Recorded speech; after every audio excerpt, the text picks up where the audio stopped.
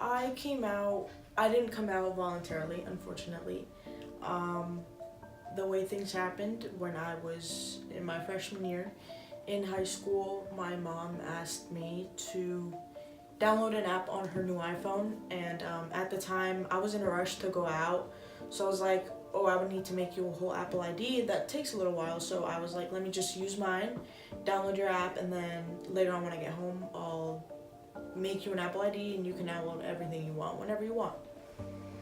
So what I did was put my Apple ID on her phone, and then I remember something popped up on her phone, and I just pressed accept because I thought it was like one of those agree to the terms of Apple or whatever it was, and I said accept. I didn't really read it, I just thought it was that.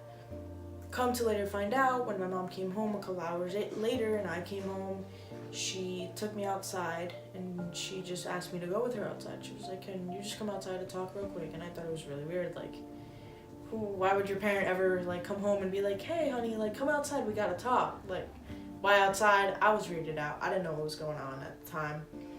But so I went outside. She didn't seem mad, she didn't seem upset. She was just kind of like very thoughtful. Like you could tell that there was a lot on her mind that she was thinking of. So I followed her outside and we walked to the front of the house because we went out through the back door. And she was on her phone for a couple seconds. And I said, like, Mom, what's going on? Why are we outside? Like, it's the middle of the night. What's going on?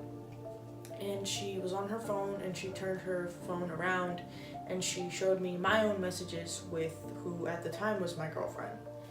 And she said, what is this? And I saw on top the phone number and I said, it's not what you think it is. And I tried lying to her. I tried telling her it was this guy that I talked to before my girlfriend at the time.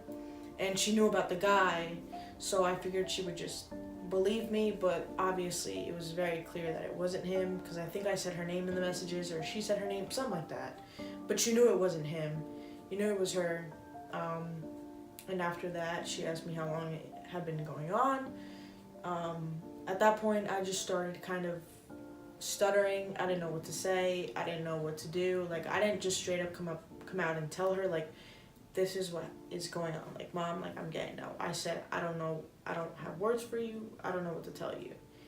And that was how I went about that. And she just told me that I need to stop, that it's not normal, that I need to cut it off, that she's going to take all my stuff away, that I can never have contact with this girl again in my life, or I would have to attend to the consequences. I didn't know what they were at the time. I didn't know if it was big consequences, small consequences. I didn't really know what she was talking about, but I assumed I would get in trouble like any other kid would.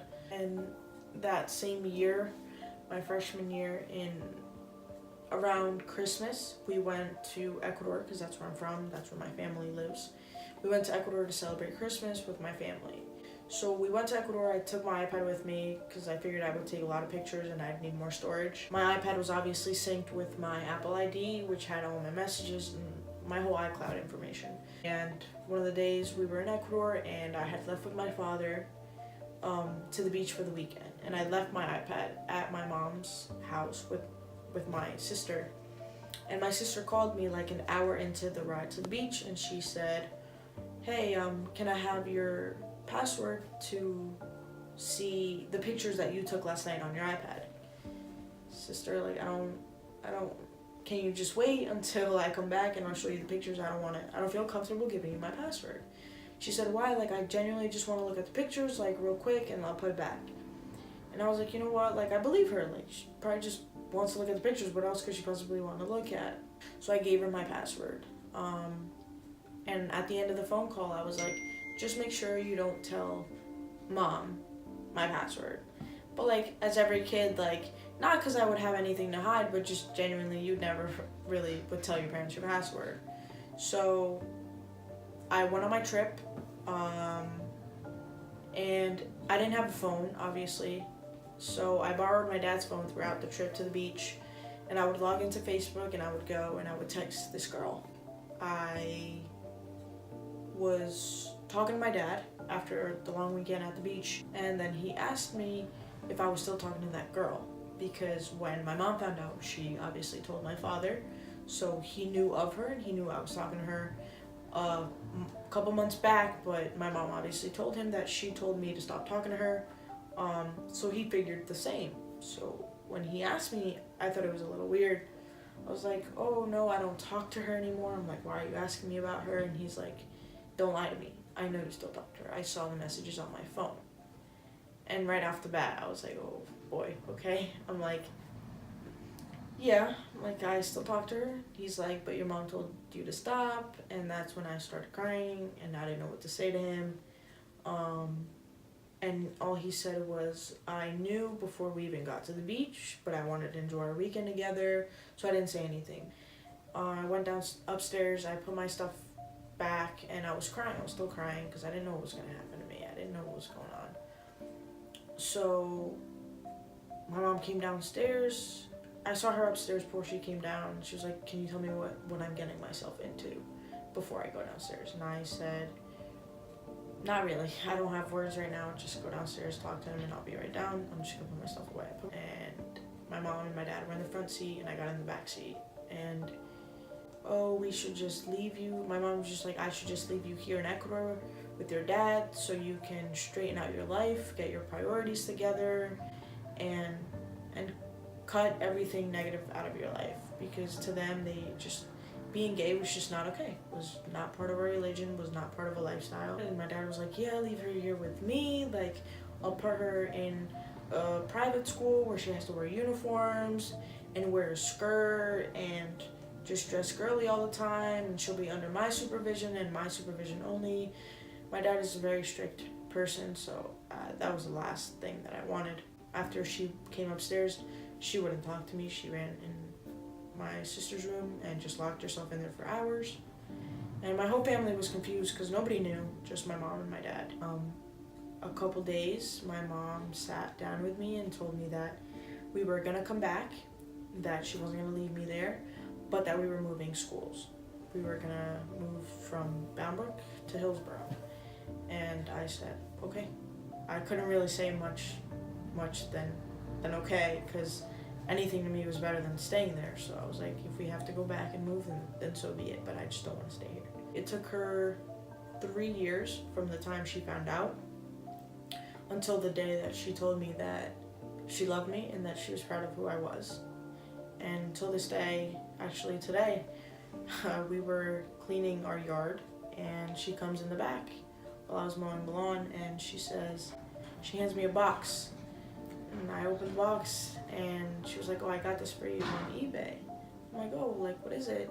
And I open it and they're earrings, rainbow earrings. And I'm like, yo, that's crazy, because to me, like, it's something as little as that comes to show, like, how much she loves me, how much she accepts me for who I am, how much she's grown, how much she's learned to accept me for who I am, and how much she actually loves me.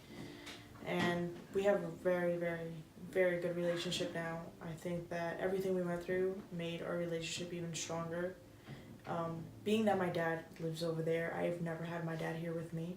It's only been me and my mom. We don't have any other family members here. I moved here when I was 3 with her, and it's just been me and her the whole way. So honestly, if I could change the way things happened, the only thing I would change is I would voluntarily tell her rather than her finding out. But besides that, I wouldn't change anything else, because I think everything that I went through made me the person I am today. And I think everything my mom had to go through made her the person she is today, and made her realize that there's more to people than just heterosexual relationships and stuff like that. Like, I think it opened her eyes to a new world, to our generation, to new things. So going off of that, like, that was my past. And after everything that I had to go through, like, having my kid come to me one day and, like, tell me that, it would just genuinely bring me back to everything I went through, and I would just hope that they wouldn't have to go through the same. And being so that my mom went about the way she went with my sexuality and dealing with it, I'm thankful for that, because I know how not to go about treating it if my son or daughter came up to me and said that to me. So I feel like that taught me a very valuable lesson when it comes to the future, and if my kid were to tell me that.